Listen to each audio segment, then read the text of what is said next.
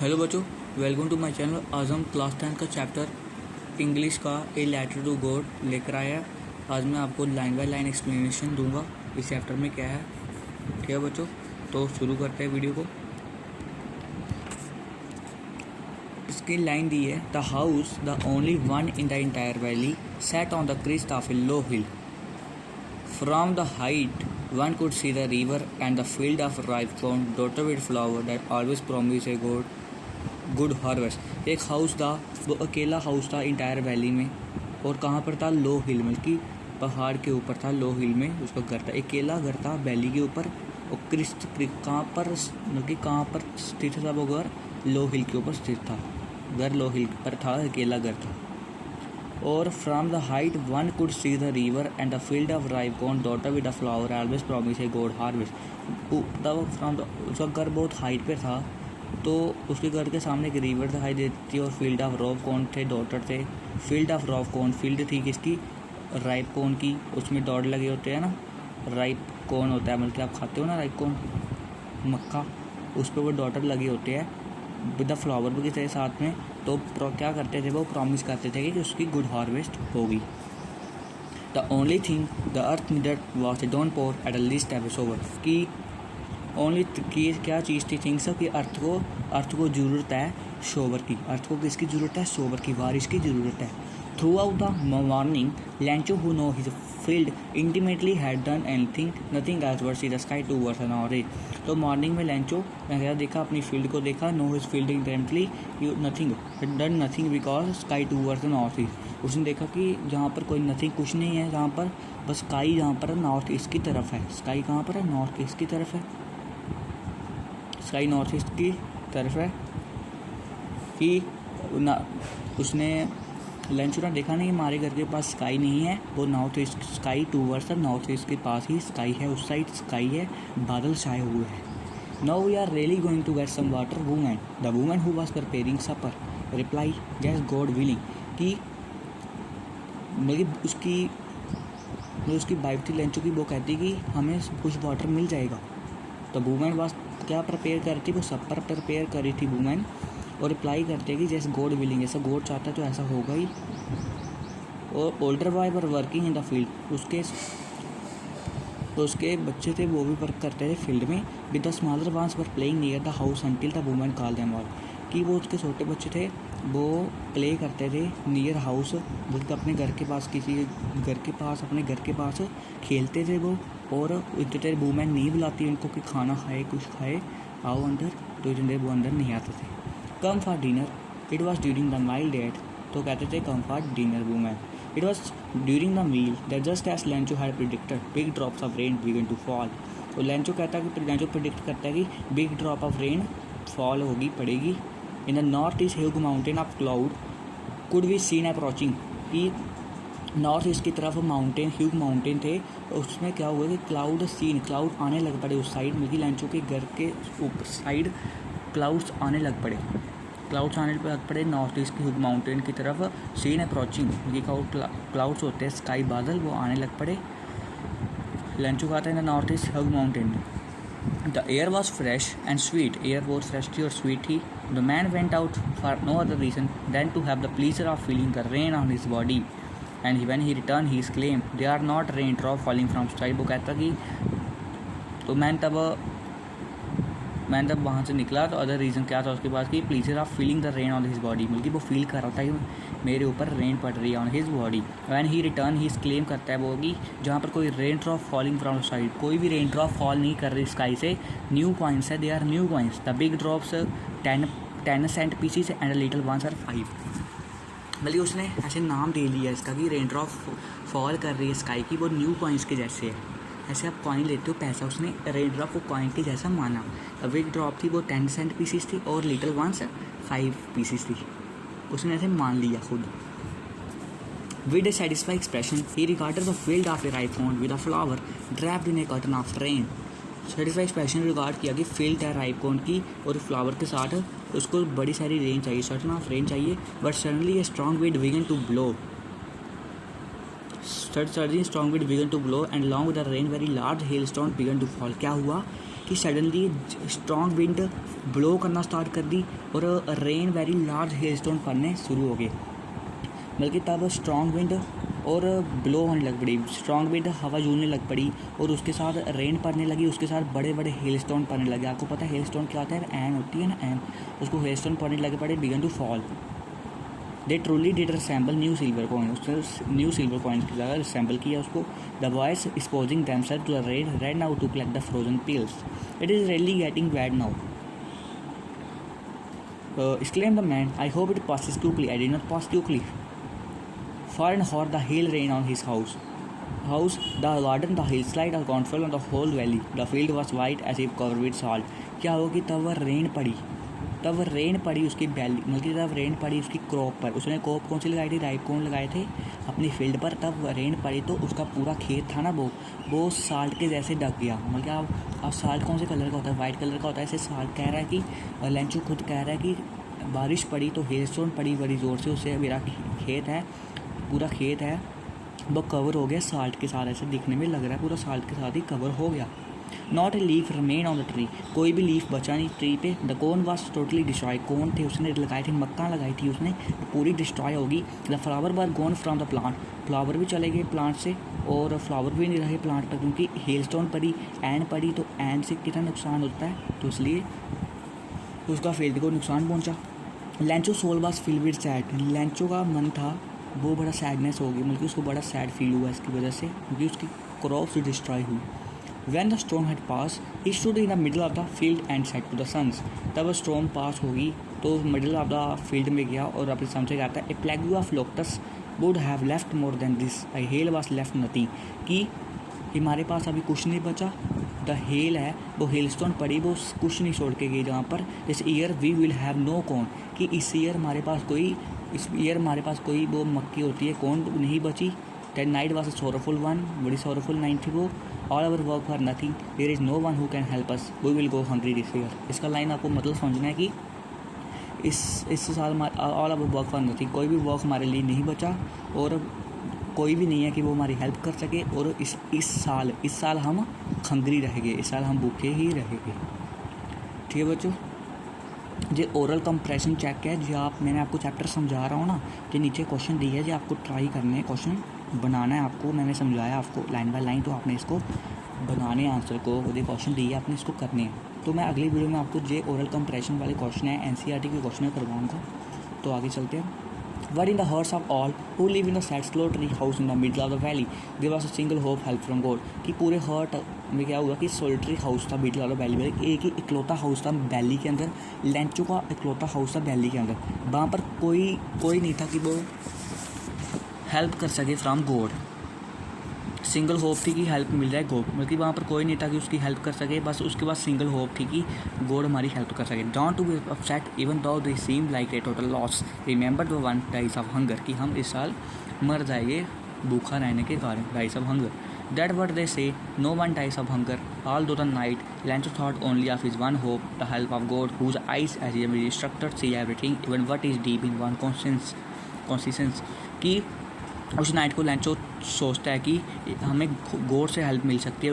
God होता है वो सभी कुछ देखता है अपनी आंखों से, अपने आसपास सब कुछ देख रहा है कि क्या हो रहा है डीप के अंदर, कॉन्शियस में क्या हो रहा है, पूरे अर्थ में क्या हो रहा है। लेंचो कहता है ऐसा, Lencho was an ox of man working like an animal in the field but still he know how to write the following Sunday, बल्कि लेंचो था पर वो फील्ड में काम करता था, पर वो जानता था कि कोई भी चीज़ लिखनी हो तो कैसे लिखते हैं।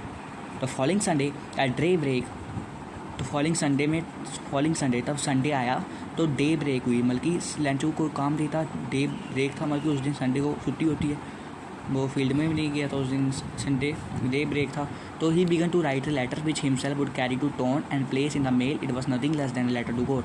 ये बहुत सोचता है कि मैं गॉड को लेटर लिखूँ, कि उसको हेल्प चाहिए थी गॉड से, तो उसने वो टोन में गया, अपने टोन में गया और वहाँ पर प्लेस इन द मेल में गया और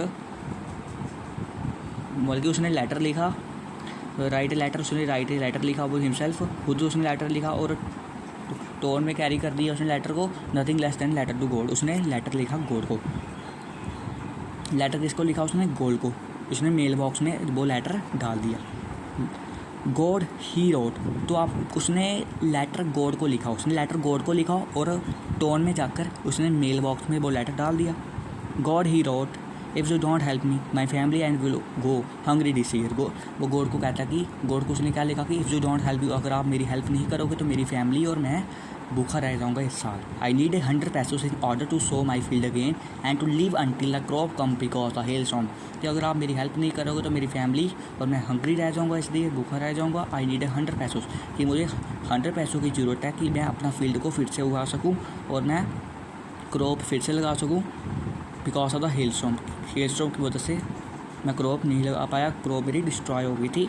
ही wrote to God on the envelope put the letter inside and still trouble went to town, उसने लेटर लिखा गॉड को लेटर लिखा, इनवेल्प एंड पुट कर दिया लेटर को इनसाइड और ट्रबल वेंट टू टोन में चला गया। The post office he place stamp on the letter, post office उसने स्टैंप लगाई लेटर को और ड्रॉप कर दिया मेल बॉक्स में। पहले उसने क्या किया था, मेल बॉक्स में ड्रॉप नहीं किया था लेटर को उसने मेल बॉक्स में ड्रॉप नहीं किया था, उसने लेटर लिखा था। अभी उसने क्या किया, मैंने पहले दूसरा बोल दिया, उसने मेल बॉक्स में लेटर ड्रॉप कर दिया, उसने लेटर ड्रॉप नहीं किया था मेल बॉक्स में, उसने बस लेटर लिखा था पहले। At a post office he place stamp और लेटर स्टैम्प लगाई उसने लेटर पर और ड्रॉप कर दिया उसको मेल बॉक्स के अंदर। One of the employ who was a postman and also help at the post office went to his big box laughing हेयरली and slow him the letter to God never in the career as a postman had been known that address. एक employ था, postman था, वो help at the post office, मतलब post office में help करता था। वो अपने बॉस के पास गया और लाफ करने लगा कि देखो एक बनता है, उसने लेटर लिखा है लेटर टू गॉड, कि गॉड को लेटर कौन लिखता है। Postmaster a fat amiable fellow, he also broke out laughing but almost immediately turn serious and tapping the letter on the desk commented, but faith, I wish I had the faith of the man who wrote the letter, starting up a correspondence with God. तब उसने mail box में वो letter डाला तो वो postman था, वो post office में काम करता था, अपने बॉस के पास गया, बोलता कि ये देखो लेंचो है, उसने लेटर मेल बॉक्स में डाला है, उसने लेटर लिखा है गॉड। तो वो हंसने लगे, सब हंसने लगे। वो पोस्टमैन था, वो फिर सीरियस हो गया, फिर हंसना उसने बंद कर दिया और सीरियस हो गया कि उसने लेटर गॉड को क्यों लिखा, उसने गॉड को ये लेटर क्यों लिखा। It's in order to not to shake the writer faith in God, कि वो चाहता नहीं था कि उसने गॉड को लेटर लिखा कि मैं उसका विश्वास था, गॉड पर विश्वास था ना लेंचो को, कि मैं उसका विश्वास तोड़ूँ ना, वो शेक नहीं करना चाहता था राइटर का faith in God. The post master come with idea answer the letter but when he open it is evident that to answer it will need something more than good will ink and paper, but he stuck to his resolution. He asked for money for his employee. He himself gave part of the salary and several friends of his were obliged to give something for an act of charity. क्या हुआ कि तब Lencho ने वो letter पढ़ा, उसने लिखा था तो उसको समझ में आ गया कि उसने क्या क्या लिखा था। तो वो अपने पोस्ट ऑफिस एम्प्लॉय को कहता, पोस्ट ऑफिस में और भी एम्प्लॉय थे, उनको कहता कि आप थोड़ा पैसा दीजिए, एक बंदे की मदद करनी है। It was impossible for him to gather the 100 pesos, so he was able to send the farmer only a little more than half. He put the money in an envelope addressed to Lencho and with the letter containing only single word as signature board. उसके पास पूरा impossible नहीं था कि वो Lencho को 100 पैसों दे सके, तो वो फार्मर को सिर्फ हाफ ही पैसा भेज सका। उसने पुट कर दी मनी को एनवेलप में और एड्रेस कर दिया लेंचो को, उस letter containing only single word signature God लिखा। The following Sunday, Lencho come with a little earlier than usual to ask if there was a letter to him. Sunday को Lencho post office में आता, बोलता कि मेरे पास कोई letter, there was letter for him, कोई लेटर आया मेरे लिए। It was a postman himself who handed the letter to him with the post master experiencing the continent of a man who has perform a good deed look from his office. तो एक post master था, उसने Lencho को हाथ में letter फड़का दिया। Lencho so not the slightest surprise on seeing the money, such was his confidence, but he became angry when he counted the money. God could not have made a mistake, nor could he have denied Lencho, but he had requested. कि क्या हुआ कि तब Lencho ने अपना letter खोला तो उसने देखा कि उसमें पैसे थे, तो बड़ा कॉन्फिडेंस हुआ कि भगवान ने मेरे लिए पैसे भेजे। तब वो काउंट करता पैसे को, तो सिर्फ कितने पैसे निकलते, तब वो काउंट करता ना मनी को, तो पैसे कम हो जाते। तो वो कहता कि गॉड ने कोई मिस्टेक नहीं की है, लेंचो ने वो रिक्वेस्ट की थी, वो रिक्वेस्ट मानेंगे। वो गॉड ने कोई मिस्टेक नहीं की है, but he become angry when he counter money. तब काउंट करता मनी को तो बहुत गुस्सा आता उसको। God could not have made a mistake nor could he have denied Lencho but he requested, कि गॉड ने कोई मिस्टेक नहीं की है, उन्होंने कुछ डिनाइड कर दिया है, मतलब भूल गया है वो थोड़े पैसे और देना, और लेंचो ने वो रिक्वेस्ट की थी। Immediately Lencho went up to window to ask for paper and ink.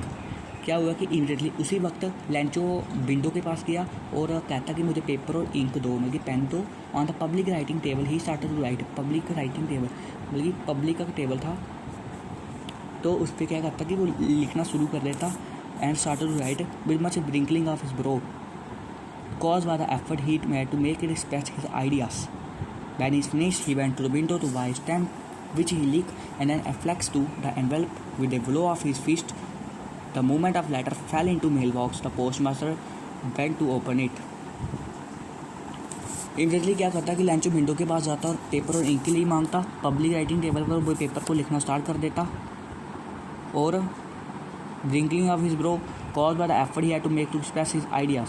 When he finish he went to window to buy stamp. तब उसने लेटर गॉड को उसने फिर से लेटर लिखा, तब उसने लेटर लिखना बंद कर दिया। लेटर फिनिश हो गया उसका, लिख दिया, तो विंडो के पास जाता, स्टैम्प लगाता, affix to envelope with a blow of his fees. फिर से वो लेटर को डालता, तो movement of the letter fell into the mail box of the postmaster went to open it.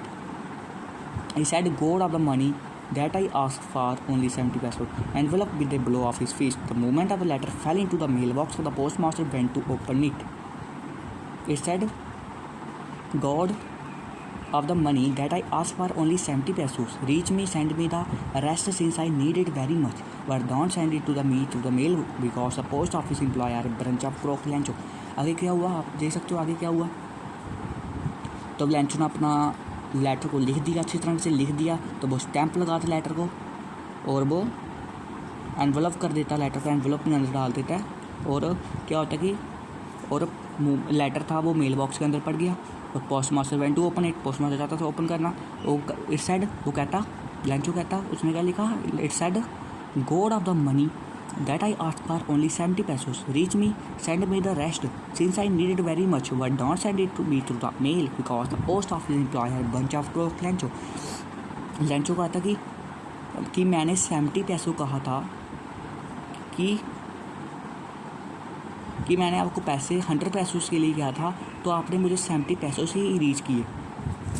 आपको ये भी पता है ना, लेंचो ने कहा था कि मुझे 100 पैसों की ज़रूरत है, तो गॉड ने सिर्फ 70 पैसों से ही दिए। तो God of the money that I asked for only 70 पैसों रीच मी, कि मैंने आपको 100 पैसों के लिए कहा था, तो आप मुझे 70 पैसों से ही पहुँचे। तो send me the rest since I need it very much, कि मुझे वो मेरे 30 पैसों बच गए हैं, वो भी मुझे जल्दी से जल्दी सेंड करिए और मुझे बहुत ज़रूरत है उसकी। But don't send it me through the mail because the post office employer bunch of crooks, कि मुझे मेल के थ्रू शेयर मत करिए, पोस्ट ऑफिस में शेयर मत करिए वो पैसे मेल के through, because post office employer बड़े ब्रंच ऑफ क्रोक्स है, चोर है, उन्होंने मेरे पैसे चुराए होंगे। लेंचो ऐसा बोलते हैं। उन्होंने आप कहानी से क्या सीख रहे हो कि वो पोस्ट ऑफिस का एम्प्लॉय था, उसने उसकी मदद की, पर वो लेंचो सोचता है कि वो बंच ऑफ क्रोक्स, लेंचो सोचता है कि वो ही चोर है, उन्होंने मेरे वो 30 पैसों है वो चुराए हैं एक्स्ट्रा। देखिए ये था हमारा चैप्टर ख़त्म हुआ। अगर आपको वीडियो अच्छी लगी तो वीडियो को ज़रूर लाइक सब्सक्राइब एंड शेयर करना ना भूलें। और मैं अगली वीडियो में आपको जो क्वेश्चन है ओरल कंप्रेशन वाले क्वेश्चन है और NCERT के क्वेश्चन है, ये भी मैं आपको करवाऊँगा। ठीक है बच्चों, आज के लिए इतना ही।